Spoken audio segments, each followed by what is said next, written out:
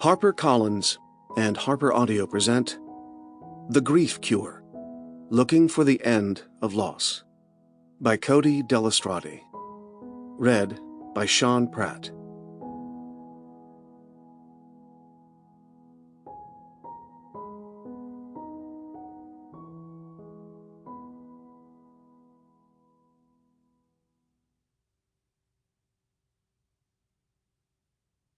A note before we begin. For the author's acknowledgments and notes on the text, don't forget to download the accompanying enhancement PDF from your audiobook provider. This book concerns, in part, the author's process of recovering from grief. It is based on the research and personal observations of the author, who is not a medical doctor.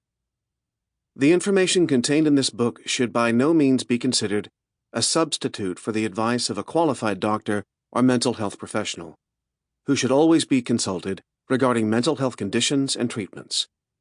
Nothing in this book should be taken as an endorsement or encouragement on the part of the publisher or the author of the taking of controlled substances. The author and the publisher expressly disclaim responsibility for any adverse effects arising from the use or application of the information contained herein. For Mom, sine qua non. At the end of my suffering, there was a door. Louise Gluck, from the poem The Wild Iris. Prologue. 7 years, 11 months, and 14 days after my mother died, I flew from London to San Francisco to meet a neuroscientist at his Stanford laboratory. I had headed west, freed from the dreary depths of the English winter, to explore whether there might be a kind of cure for one of the oldest and most profound human emotions: grief. Having spent years trying a variety of supposed solutions, I was ready to turn toward a fix that, in the deepest recesses of my mind, I knew to be foolish.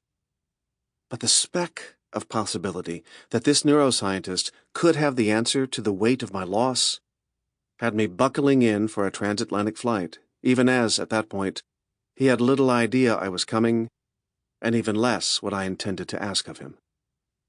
His research had been making waves in the scientific literature, and in my mind the potential of what he might be able to offer dwarfed its plausibility. The possibility of erasing memories.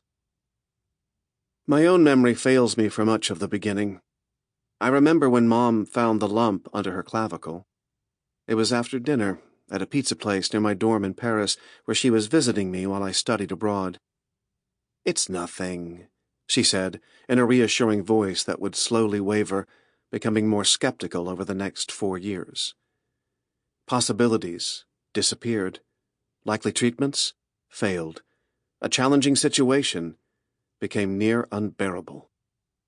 I remember a call from Dad the next summer. I was 19, back in Paris, trying to do anything to stay far away from the reality back home. "This might be it," he said. I rang Delta, pleaded for a discount, and got back to Spokane. Mom rallied. Almost always she did. Though her doctors were loath to put a precise timeline on it, her stage 4 metastatic melanoma seemed likely to be a terminal diagnosis. Acquired perhaps from her Anglo-Germanic genetics, pale skin, blue eyes, blonde hair, and decades spent in the punishing sun as a competitive swimmer, the melanoma appeared formidable. But so was she. She wanted every test, every trial, every extra day, every extra second. That meant interleukin-2 and ipilimumab in Seattle, the latter of which was then part of a cutting-edge trial. That meant an experimental tumor-infiltrating lymphocytes therapy at the National Institutes of Health in Bethesda, Maryland, as well as years of volunteering with the cancer nonprofit Swim Across America, not to mention blogging, Gemma Delistraty Updates, and phoning to make sure far-flung family and Sample complete. Ready to continue?